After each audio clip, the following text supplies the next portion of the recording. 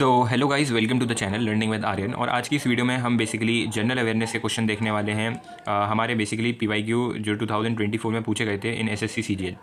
Basically ये मेरी video दूसरी है। इससे पहले मैं एक और वीडियो बना चुका हूँ जिसमें हम लोगों ने 9 सितंबर जो शिफ्ट 1 के जनरल अवेयरनेस के क्वेश्चन थे हमने वो देखे थे। अब इस वीडियो में हम लोग 9 सितंबर के जो शिफ्ट 2 के 25 क्वेश्चन जो आए हैं हम उनको देखेंगे जनरल अवेयरनेस के। और एक तो क्वेश्चन देखेंगे, इसके अलावा हम उससे रिलेटेड और क्या जानकारी ले सकते हैं ये देखेंगे। और इसका ये जो मेन एम है इस वीडियो का, that is related targeting to your SSC CGL 2025। So शुरू करते हैं with the questions. So let's start. जैसे कि आप देख सकते हो जनरल अवेयरनेस इसमें बेसिकली ये जो पीडीएफ है ये अड्डा 247 से मैंने ली है। एंड इसमें क्वेश्चन एंड आंसर पहले से ही मार्क है, बट हम उससे रिलेटेड जो इन्फॉर्मेशन हम पता कर सकते हैं वो देखेंगे। जैसे फर्स्ट क्वेश्चन आता है, which condition also known as icterus causes yellowing of your skin and whites of your eye. तो अगर मैं बात करता हूँ, देखो जब हम बात करेंगे येलोइंग ऑफ स्किन से अगर मैं रिलेटेड मैं बोलूँ तो देखो ये जो अब इस क्वेश्चन में येलोइंग ऑफ द स्किन से आप बहुत कुछ पता कर सकते हो, क्योंकि जो येलोइंग ऑफ द स्किन है जो वो डायरेक्टली रिलेटेड होती है जॉन्डिस के। जॉन्डिस हमारी जो बीमारी होती है उसमें हमारी जो स्किन होती है वो येलो हो जाती है ना। हमें टोटली जो फ़र्क आता है वो हमारी स्किन जो है सिम्टम्स में येलोइश हो जाती है। और इसके अलावा ये दोनों ही जो सिम्टम्स हैं ये जॉन्डिस के ही हैं, क्योंकि उसमें येलोइंग ऑफ द आई भी होता है and white of your I. And इसके अलावा भी कुछ बेसिकली इसके सिम्टम होते हैं, जैसे येलोइंग ऑफ द आई और वाइट होना आई का तो हो गया। इसके अलावा जो सिम्टम्स होते हैं जैसे डार्क, आपका यूरिन का जो कलर है वो डार्क हो जाता है, डार्क यूरिन हो गया। फटीग हो जाते हैं, दैट इज़ जिसका मतलब होता है फेलियर, है ना। जनरल वीकनेस हो गई या फिर कमज़ोरी सी आने लगती है, वो फटीग होते हैं। इसके अलावा स्वेलिंग होती है, सूजन आ जाती है। इसके अलावा फीवर है, बुखार आने लगता है। तो ये कुछ सिम्टम्स हैं हमारे जॉन्डिस से रिलेटेड। तो देखो जिसने भी yellowing of your skin and white of your eye, तो जिसको भी लाइफ टाइम में जॉन्डिस, तो एक ज़्यादा वैसी कॉमन बीमारी है, ये होती ही रहती है लोगों को ज़्यादातर, तो इससे रिलेटेड पता रहता है। तो ये आपका फर्स्ट क्वेश्चन हो गया। नाउ दूसरा क्वेश्चन देखते हैं हम। दूसरा क्वेश्चन है, under the leadership of which of the following revolutionary was Chittagong armoury raid conducted. तो देखो इसका आंसर, ये जो मार्क है वो है सूर्य सेन। तो अगर मैं इसके बारे में बताऊँ आपको, तो ये जो हमारी चित्तागोंग आर्मरी रेड जो है ये एक सिग्निफिकेंट इवेंट है हमारे इंडिया के इंडिपेंडेंस से रिलेटेड। सबसे पहले तो हम इसकी डेट देखें तो ये 18 अप्रैल 1930 में कंडक्ट हुआ था, ठीक है ना। और जिसके जो लीडर थे वो हमारे सूर्य सेन ही थे, जिसका आंसर 4 हो जाएगा। और इसका ये जो रिवॉल्यूशनरी थे ये बंगाल से थे, ठीक है, ये बंगाल में हुआ था। और इसका जो मेन वो था, क्या कहते हैं, मतलब किस वजह से ये हुआ था, इज़ रिलेटेड टू इंडिपेंडेंस। ये इंडिपेंडेंस पाने की एक जो जंग की लड़ाई चल रही थी ना, उससे रिलेटेड हुआ था ये। एम्बिशन इसका यही था, मतलब लोग यही चाह रहे थे कि ये रेड कंडक्ट इसलिए करी गई थी ताकि ब्रिटिश को कॉलोनियल रूल को ख़त्म करा जा सके, है ना। और उन्होंने इसका तरीका यूज़ किया था, इन्होंने सीज़ कर लिए थे आर्म्स, जितने भी जो आर्म्स से रिलेटेड आर्मरी थी उन सबको इन्होंने सीज़ करने की ट्राई करा था। And establishing a temporary revolutionary government, अपनी एक टेम्प्रेरी सरकार बनाने की कोशिश भी की थी इसमें। तो ये आपका चित्तौड़गढ़ आर्मरी रेड हो गई। अब तीसरे क्वेश्चन पे चलते हैं। So this is our third question. तीसरा क्वेश्चन क्या कह रहा है, which of the following state is Govind ji नर्तनल्या लोकेटेड। देखो सबसे पहले तो इसमें से आप में से कई लोगों को ये पता ही नहीं होगा कि ये जो वर्ड है इसका मतलब क्या है, गोविंद जी नर्तल्या लोकेटेड। तो अगर ना मैं इसके बारे में बताऊं तो ये जो है गोविंद जी नर्तल्या, ये जो है बेसिकली ये एक तरीके की डांस स्कूल है ये, ठीक है ना। ये एक डांस स्कूल है जो कि खुला हुआ है इन लड़कियों के लिए इम्फाल में, ठीक है। इम्फाल जो मणिपुर की कैपिटल है, dance school for women in your Imphal. तो इसका आंसर, इम्फाल की कैपिटल है तो मणिपुर इसका आंसर हो जाएगा। तो ये जो है बहुत सारे लोगों को इसका मतलब ही नहीं पता होगा। तो ये एक स्कूल है, डांस स्कूल, जो कि वुमेन के लिए खुला हुआ है और ये इम्फाल मणिपुर में है, ठीक है। अब चौथे क्वेश्चन पे चलते हैं। तो जैसे कि चौथा क्वेश्चन है, which of the following celebration is dedicated to sun god and his wife Usha to thank them for sustaining life on earth and granting wishes. तो मेरे ख्याल से किसी ने भी इसका आंसर गलत नहीं लगाया होगा। इसका सीधा सीधा आंसर हो जाएगा छठ पूजा, क्योंकि ये छठ पूजा में ही हम लोग सन गॉड की सेलिब्रेशन करते हैं with his wife Usha to thank them for हमारी ज़िंदगी के लिए और धरती के लिए विशेज़ मांगते हैं। तो ये हमारी छठ पूजा हो जाएगी।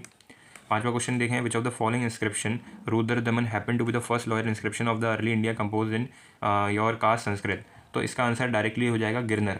अब बात करी जाए, गिरनर हो जाएगा इसका आंसर। तो ये बेसिकली हिस्ट्री से रिलेटेड है, ठीक है। रुद्रमन, आपको हिस्ट्री में जाके पीछे का थोड़ा रॉयल इंस्क्रिप्शन से रिलेटेड डेटा पढ़ना पड़ेगा, तभी आप इसको आंसर कर पाओगे, वरना इसका आंसर आप नॉर्मली गलत ही लगाओगे। छठे क्वेश्चन पे चलते हैं। The first southern campaign of Alauddin Khilji in 307-8 was led which of the following reason.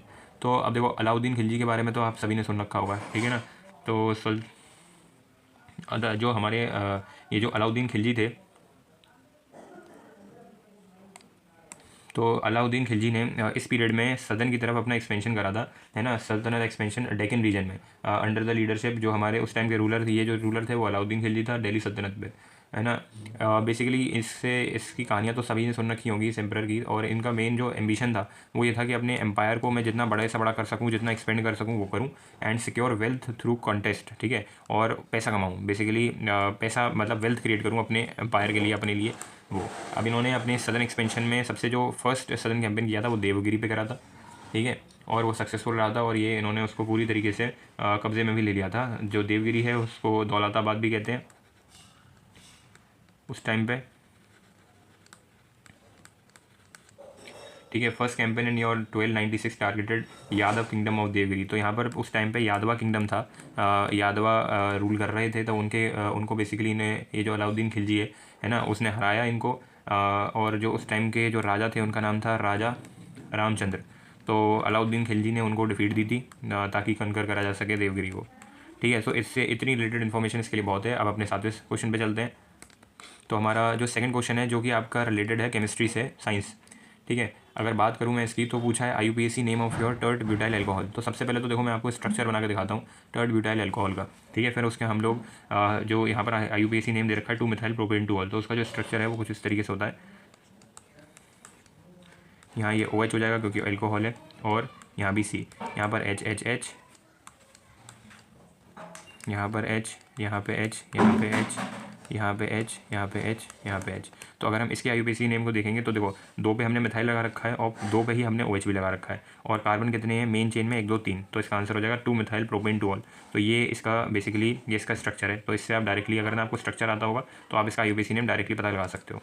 अपने 8वें क्वेश्चन पर चलते हैं। तो ये हमारा 8th क्वेश्चन है, what is the relationship between your interest rate and the demand for money. तो अगर ना मैं रिलेशनशिप की बात करूँ तो इन्वर्स रेट जो होता है वो इन्वर्स होता है to that of the demand of money. इसे हम ऐसे एक्सप्लेन कर सकते हैं, जो लिक्विडिटी प्रेफरेंस थ्योरी जो दी थी हमारे जॉन मैनर्ड केनिस ने, उस रिलेशनशिप के थ्रू इसे हम डेडिकेट कर सकते हैं इन्वर्स रिलेशन को। अपॉर्चुनिटी होती है इसकी बेसिकली कॉस्ट होल्डिंग मनी के लिए। तो मेजर इसका जो आंसर होगा वो जाएगा सेकंड पार्ट, और इसका आंसर होगा इन्वर्सली प्रोपोर्शनल होता है interest rate to your demand for money. So ये हमारा 9th क्वेश्चन पे आते हैं, when electricity pass through water what kind of chemical reaction occurs. तो बेसिकली इलेक्ट्रिसिटी से रिलेटेड बहुत ही फेमस बेसिकली रिएक्शन होता है, इसे हम कहते हैं डिकम्पोजिशन, जो कि साइंस का क्लास 10th का पार्ट है, तो उससे आप रीड कर सकते हो। इसका आंसर हो जाएगा ए डिकम्पोजिशन। 10th क्वेश्चन पे चलते हैं, विच म्यूजिक कंपोजर डियो was honoured with the national Lata Mangeshkar award for the year 2020। तो देखो इसके लिए ना आपको सबसे पहले जो प्रिपेयर करना होगा वो जितने भी अवार्ड्स रिसेंटली मिले हैं, आप कोई भी अवार्ड हो संगीत से रिलेटेड, एक नृत्य अकेडमी अवार्ड भी होता है, सत्य है ना, सत्यकार अकेडमी अवार्ड, है ना, ऐसे ही 2-3 अवार्ड होते हैं जो आपको रिसेंट के पता होने चाहिए। जैसे ये 2020 से पूछ लिया हो, आप पिछले 4-5 साल के याद कर सकते हो, ठीक है, क्योंकि वो डायरेक्टली पूछ लिए जाते हैं। जैसे ये क्वेश्चन है तो इसका आंसर हो जाएगा आनंद मिलन, ठीक है। अब हम अपने 11th क्वेश्चन पे चलते हैं, which of the following can be represented as a functional unit of nature. तो इसका तो बहुत सिंपल आंसर है, मेरे ख्याल से सभी ने इसका आंसर सही लगाया होगा। इसका आंसर हो जाएगा आपका इकोसिस्टम। देखो व्हीकल्स तो नहीं हो सकते, ह्यूमंस सोचा जा सकता था, लेकिन ह्यूमंस और प्लांट तो एक तरीके से सेम ही हो गए, दोनों लिविंग हो गए, तो मेन जो है वो हमारा इकोसिस्टम है। तो इकोसिस्टम इज आवर आंसर। अब हम 12th पे चलते हैं, 12th क्वेश्चन पे, in which state of India is kund और tanka use for water harvesting. तो अगर मैं इसकी बात करूँ तो वो राजस्थान में यूज़ होता है। अब हम इसके अलावा जो और स्टेट्स दे रखी हैं उसका भी देखेंगे कि वहाँ पर हार्वेस्टिंग के लिए क्या यूज़ करा जाता है।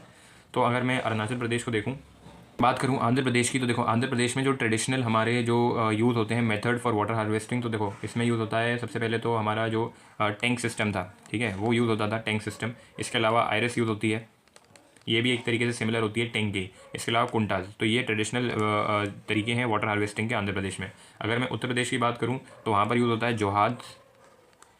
ये होता क्या है, ये बेसिकली एक तरीके की छोटी सी डैम होती है, अर्दन डैम, जो कि कलेक्ट करती है और स्टोर करती है रेन वाटर को, common in Bundelkhand.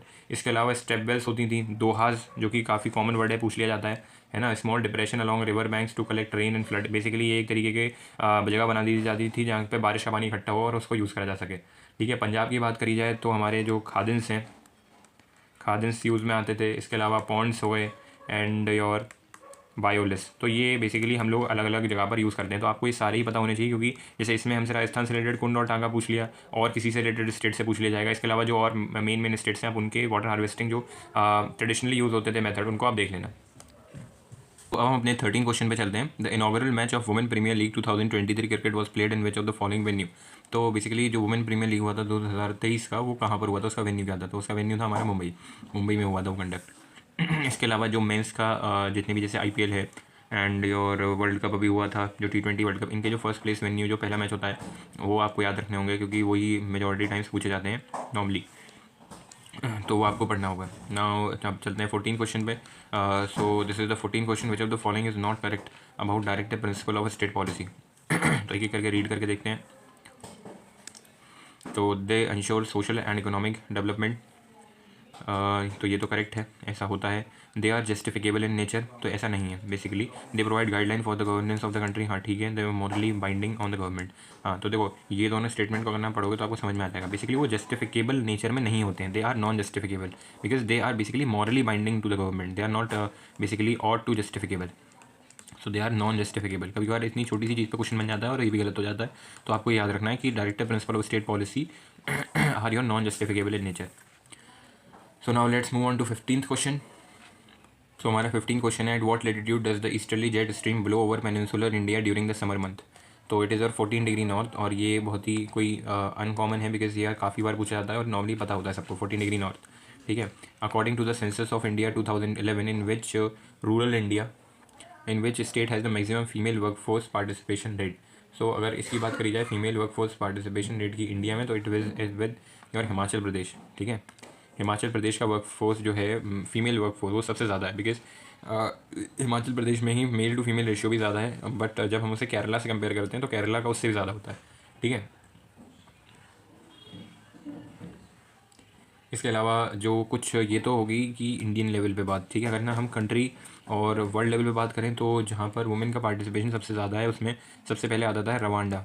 It's a country basically, यहाँ पर जो फीमेल पार्टिसिपेशन रेट है दैट इज़ 85%, जो कि मैक्सिमम है पूरी दुनिया में, ठीक है। इसके अलावा वी हैव आइसलैंड है, आइसलैंड में women participation is around 78 to 80%, that is quite high. इसके अलावा नॉर्वे है, स्वीडन है, फिनलैंड है, वियतनाम है, यहाँ पर मोर देन 70% रहता है वुमेन पार्टिसिपेशन या फीमेल वर्कफोर्स कह सकते हैं। तो हम 17 क्वेश्चन पे चलते हैं।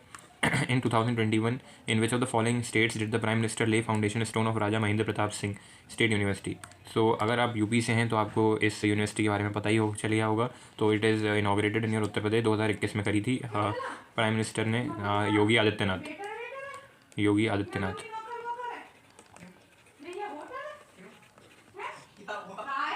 तो अब हम अपने 18th क्वेश्चन पे चाहते हैं, when was the madrasa open in Calcutta to promote the study of Arabic, Persian and your Islamic law. तो बेसिकली ये इसके लिए आपको स्पेसिफिकली हिस्ट्री से रिलेटेड जानकारी होनी चाहिए। तो it was back in your 1781 CE।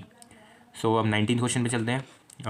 19th question है, अगर मैं इसकी बात करूँ तो which article of the constitution explains that the executive power of every state shall be so exercise as not to impede or prejudice the exercise of the executive power of the union, and the executive power of the union shall extend to the giving such directors to the state may appear or to the government of India to necessary। Basically ये अगर मैं बात करूँ तो इसका मोटा मोटा ये जो स्टेटमेंट है इसमें ये बता रखा है कि जो यूनियन है वो उसकी पावर ज़्यादा है एज़ कम्पेयर टू स्टेट, और state can not intervene in the exercising of the powers of the union, ठीक है। मेजरली ये इस पर डील हो रही है इस स्टेटमेंट में। और ये जो आर्टिकल है that is your article 257,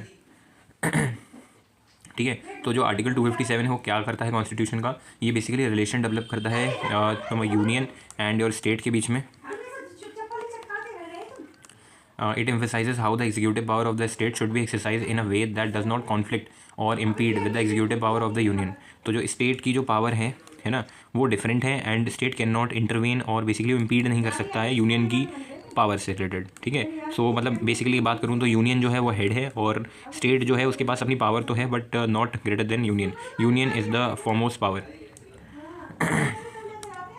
so now let's move on to the 20th question, which of the following statement correctly defines the green revolution. तो देखो ये इजी क्वेश्चन होने वाला है अगर मैं बात करूँ।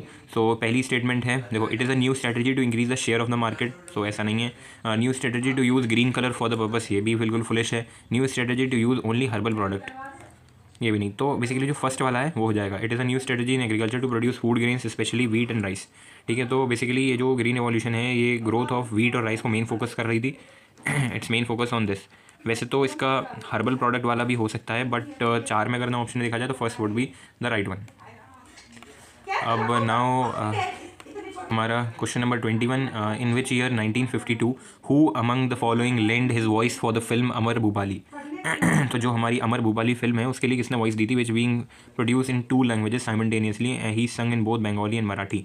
तो बेसिकली जो हमारे मन्ना दे थे वो उन्होंने ये अपनी अमर भूपाली के लिए अपनी वॉइस दी थी, जो कि बाद में ट्रांसलेट हुई थी बंगाली एंड मराठी में। तो इसका आंसर हो जाएगा डी।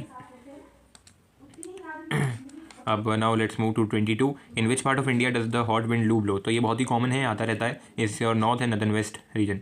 सो तुरंत चलते हैं 23 पे। The government in which of the following states created a draft policy in 2022 for senior citizen on the basis of article 41 which aim to form directorate for the welfare of senior citizen. तो अगर मैं इसकी बात करूं तो जो हमारा article 41 है वो बेसिकली पार्ट है हमारे directive principle of state policy का। ठीक है, it outlines the guidelining principle. Basically जो हमारे प्रिंसिपल्स हैं जो गवर्नेंस के लिए यूज़ होते हैं डायरेक्टिव प्रिंसिपल स्टेट पॉलिसी के लिए, not legally enforceable, are meant to serve. तो बेसिकली उससे रिलेटेड है, डायरेक्टिव प्रिंसिपल से रिलेटेड ये आर्टिकल है। और ये स्टेट करता है the state shall be within the limits of economic capacity and development aim to form the directorate for the welfare of senior citizen. It was in Tamil Nadu. तो ये basically एक specific state से related है, तो आपको specific state को भी intervene करते हुए उससे रिलेटेड भी पढ़ाई करनी पड़ेगी। सो हम 24 पे चलते हैं। Then when was the high court and the supreme court जजेस salaries and condition of service amendment bill 2021 introduce in Lok Sabha. So it was back in your 30th of November 2021। तो ये कोई बहुत बेसिकली बहुत पुराना नहीं है, इट्स ऑफ रिसेंट का है और ये पॉलिटी का है। अगर आपने पॉलिटी अच्छे से पढ़ी है तो आप इसका आंसर दे सकते हो easily. Now let's move on to our 25 question and which is the last one. At which Olympics did Gagan Narang win the bronze medal. तो बेसिकली जो गगन नारंग है इनको तो सभी जानते ही होंगे। हमारे ये जो गगन नारंग है इनने वैसे एयर राइफल में 10 मीटर में और 50 मीटर में प्रोन में बेसिकली ये शूटिंग से लिंक करते हैं, और इन्होंने बेसिकली राइफल शूटिंग में यूज़ काम इनका था। उन्होंने 10 मीटर में और 50 मीटर दोनों में ही इन्होंने पार्टिसिपेट लिया था और उसमें इन्होंने ब्रॉन्ज मेडल जीता था। It was back in London 2012 में लंडन ओलंपिक में ब्रॉन्ज मेडल जीता था इन्हें। और बेसिकली ये पार्टिसिपेट तो दोनों में करते हैं, बट इन्होंने 10 मीटर जो हमारी राइफल शूटिंग राइफल हुई थी उसमें इनको ब्रॉन्ज मेडल मिला था लंडन में 2012। So this completes our 25 question and that's all for today's video. If you like this video, please like, comment and subscribe to my channel. और अगर नई वीडियो आपको अच्छी लगी हो तो प्लीज़ लाइक करें, कमेंट करें, सब्सक्राइब करें चैनल को, एंड ऐसी और भी इन्फॉर्मेटिव वीडियोज़ में लाता रहूँगा। So thank you guys for tuning in to this channel and keep watching.